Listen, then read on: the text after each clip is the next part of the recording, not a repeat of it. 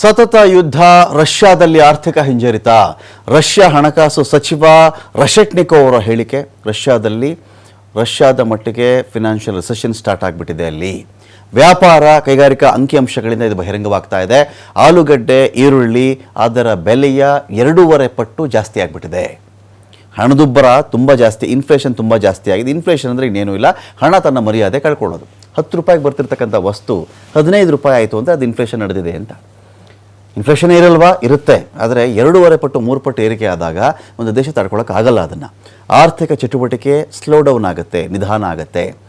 ವ್ಯವಹಾರಗಳು ಕುಸಿತಾ ಇದೆ, ಇನ್ವೆಸ್ಟ್ಮೆಂಟ್ ಕುಸಿತಾ ಇದೆ, ನಿಂತೆ ಹೋಗ್ತಾ ಇದೆ. ಅಂದರೆ ಯಾವ ದೇಶ ಯುದ್ಧವನ್ನು ಅಪ್ಪಿಕೊಳ್ಳುತ್ತೋ, ನನಗೆ ಯುದ್ಧ ಬೇಕು ಅಂತ ಹೇಳ್ತಾ ಇರುತ್ತೋ, ಇದೆಲ್ಲವನ್ನು ಅದು ಫೇಸ್ ಮಾಡಲೇಬೇಕು. ಯಾವುದೇ ದೇಶ ಯುದ್ಧೋನ್ಮಾದಿ ಆದರೆ, ಯುದ್ಧ ಪ್ರೇಮಿ ಆಗಿಬಿಟ್ರೆ ವ್ಯವಹಾರ ಕುಸಿಯುತ್ತೆ, ಇನ್ವೆಸ್ಟ್ಮೆಂಟ್ ಸಿಗಲ್ಲ ನಿಮಗೆ, ಇನ್ಫ್ಲೇಷನ್ ಜಾಸ್ತಿ ಆಗುತ್ತೆ, ಯುದ್ಧದ ದಿನದ ಖರ್ಚೇ ತುಂಬ ಜಾಸ್ತಿ ಆಗುತ್ತೆ. ಫಾರ್ ಎಕ್ಸಾಂಪಲ್, ಈಗ ನಿಮಗೆ ಇಸ್ರೇಲ್ನ ಒಂದು ದಿನದ ಯುದ್ಧದ ಖರ್ಚು 60,900 ಕೋಟಿ ರೂಪಾಯಿಗಳು.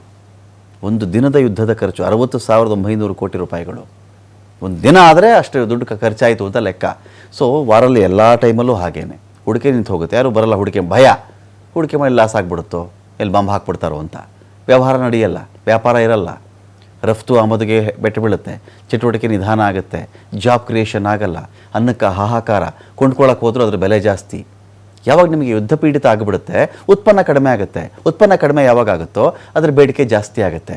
ಬೇಡಿಕೆ ಜಾಸ್ತಿ ಆದಾಗ ಪೂರೈಕೆ ಕಡಿಮೆ ಇದ್ದಾಗ ಸಹಜವಾಗಿ ಬೆಲೆ ಜಾಸ್ತಿ ಆಗುತ್ತೆ. ಕೊಂಡ್ಕೊಳ್ಳೋಕ್ಕಾಗಲ್ಲ, ಕೆಲಸ ಇಲ್ಲ, ದುಡ್ಡಿಲ್ಲ, ಕೊಂಡ್ಕೊಳ್ಳೋದಿಲ್ಲಿಂದ ಎಲ್ಲ ಅಂಶಗಳು ಸೇರಿ ರಷ್ಯಾ ಒಂದು ರಿಸೆಷನ್ಗೆ ಇದೀಗ ಒಳಗಾಗ್ತಾ ಇದೆ ಅಂತ.